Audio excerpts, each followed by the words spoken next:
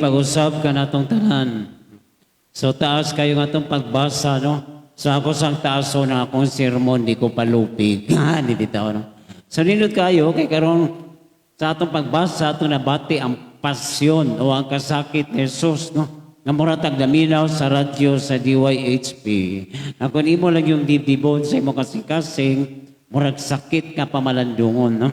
Yung kung nato makitaan, doon ay mensahe, ha? Ngay katag ka na to ang pagsaysay sa pasyon ni Jesus. Unsa man, ang kinaiya nga gitawag na to dubli kara. Nakita mo na sa mga contest nga naay pagpakita og duha ka naong. Ang usa ka tawo, iniglingi sa tuo, guwapo. Iniglingi sa guwapa. Pero yung tubang, murag impakta. No? Kaya ba nga ito nga duha? No? Ang iyang klase sa naong. Bisan sa atong kinaiya, no? Doon ay gitawag na itong dublikara, no? Pero sa itanawon, butan, pero himan-himan dahil tapulan. Pero sa katapulan, nagsigilang katog, no? Giyang po nga taon nga mangginikanan, no? Gitanaw siya, nagbata, pagmata niya, sa manay, ano, si magtanaw na ko. Sa di dong cute kay ka nga matug. Halagi ganahan, ibalik ka to, wala mo mata. Kasi sa kataw, gayaw-yaw. Siya nga naman ba Sada, nga mong balay, murag Sugo Hotel. Nga naman, Sugo dito, Sugo dire. Pagkatapulan, no? Di lang sa atong kinaiya, ha? Bisan sa gugma, ha? Doon ay mga tao nga murag duha ang ilang naong. Dahil sa kababay, no? Nagkaon. So nagpahungit siya sa iyang uyab. Natukan. Nga naman, waman day siya uyab.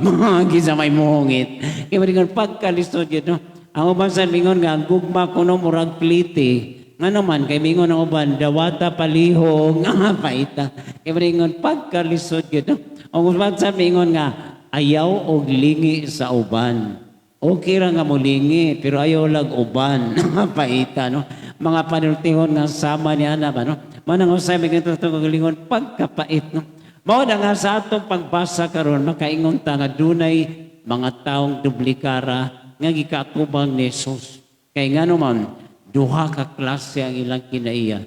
Sa pagsulod ni Jesus sa Jerusalem, sila to mga naninggit, Hosanna! Si David, welcome sa atong Ginoo, ang anak ni David, ha? Giwasyagitan, gikantahan si Jesus, murag gi-welcome, magisayaw-sayawan.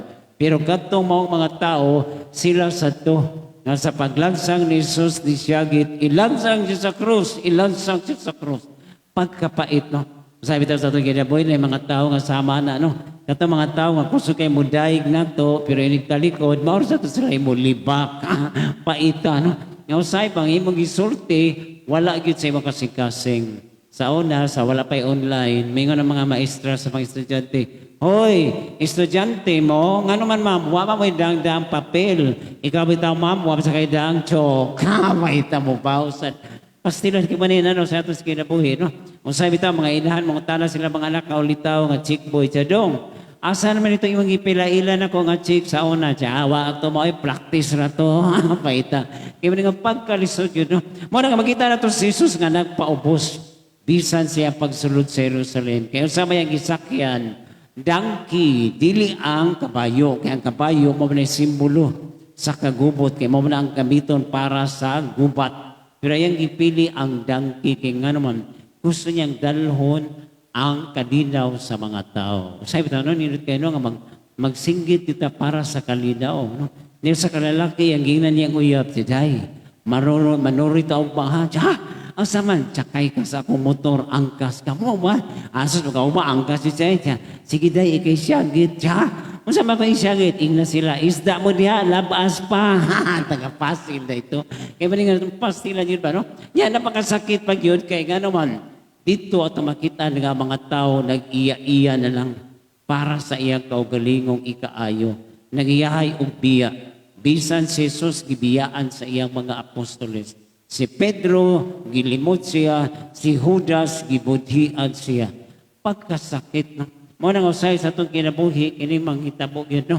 Kung kinsa to atong gimahal, mo sa ito'y mga mubiya na to, no? Iyahay na lang ta, no? Karami ito ang kanang mga barkada, o iyahay lang ta, ha?